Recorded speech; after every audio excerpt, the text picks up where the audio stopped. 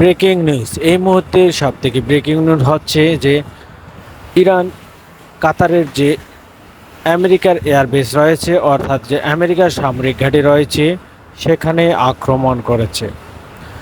আর 6টি মিসাইল দিয়ে এই আক্রমণ হয়।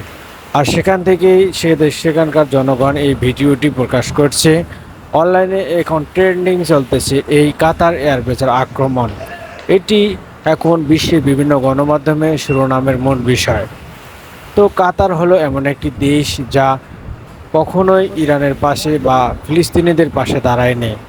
যেমন কাতার, সৌদি আরব, জর্ডান, মিশর, এরা হচ্ছে আমেরিকার বলা যায় পাছাড়া গোলাম। এরা কখনো মুসলমানদের পাশে দাঁড়ায়নি এবং মুসলমানের যে পাশে যে বিভিন্ন ধরনের সহযোগিতা থাকা দরকার একজন মুসলিম কান্ট্রি হিসাবে, তা কখনোই তারা এই পক্ষ নেয়নি। তারা সবসময় পক্ষ নিয়েছে আমেরিকার পক্ষ এবং ডোনাল্ড ট্রাম্পের পক্ষ। তো বন্ধুরা, এরকম আপডেট নিউজ পেতে আমাদের চ্যানেলটি সাবস্ক্রাইব করবেন এবং পাশে থাকবেন। ধন্যবাদ।